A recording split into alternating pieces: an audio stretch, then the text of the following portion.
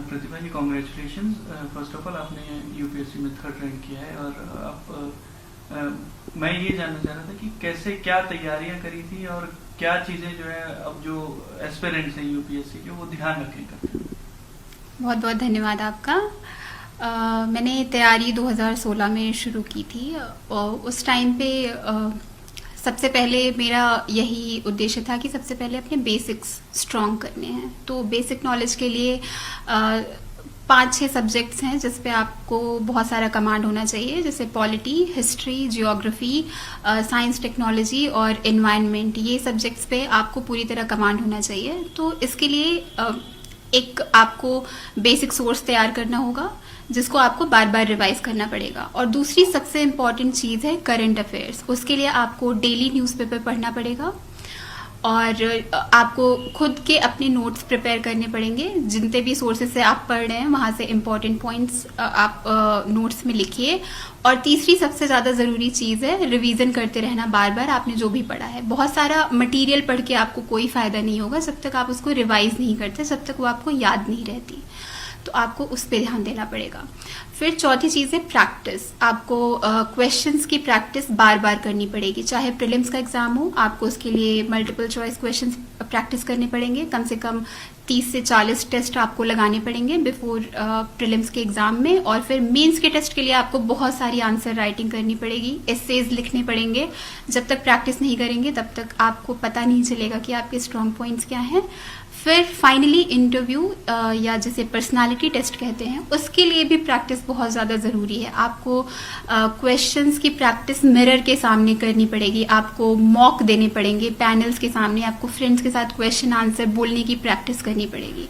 So practice is a very important part of this preparation. एक और आपने choose किया और किस वजह से किया?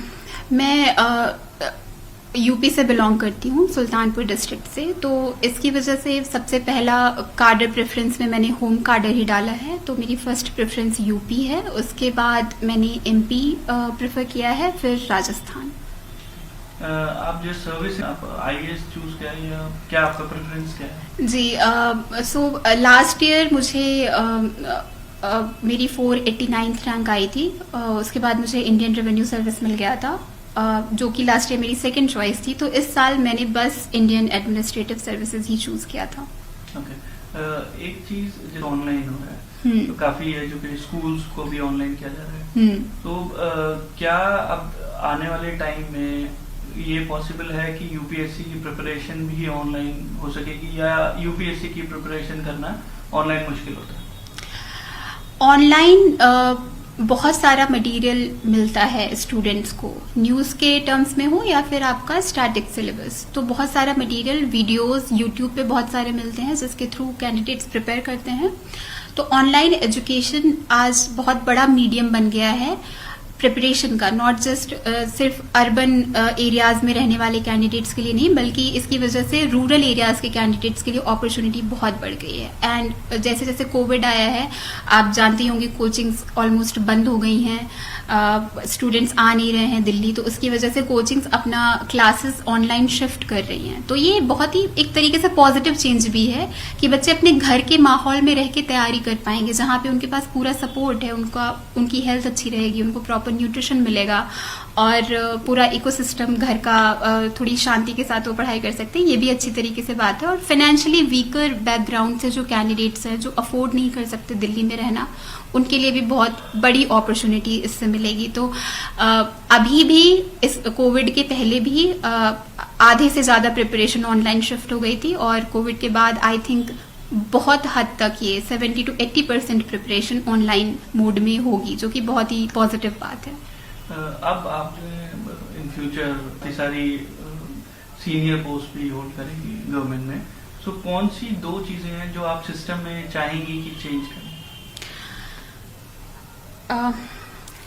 कॉलेज के टाइम से मैं एनएसएस नेशनल सर्विस स्कीम के थ्रू मैं 2 एरियाज में बहुत ज़्यादा काम करती थी। एक एजुकेशन था, क्वालिटी ऑफ एजुकेशन इम्प्रूव करना बच्चों की, दूसरा था वुमेन एम्पावरमेंट। तो ये एरियाज हमेशा से मेरे लिए इंटरेस्टिंग रहे हैं कि मुझे लगता है कि इनके थ्रू सोसाइटी में पॉजिटिव चेंज लाया जा सकता है। तो आईएएस बनने के बाद भी ये एरियाज मैं हमेशा प्रायोरिटाइज करूंगी जहां भी मुझे मौका मिलेगा। अभी करंटली न्यू एजुकेशन पॉलिसी भी आ गई है जिसमें क्वालिटी ऑफ एजुकेशन इम्प्रूव करने की बात कही गई है, जो कि अभी पूरे नेशनल लेवल पे ये एक एजेंडा बनेगा, तो उसके तरफ मैं कंट्रीब्यूट करना चाहूंगी। ओके।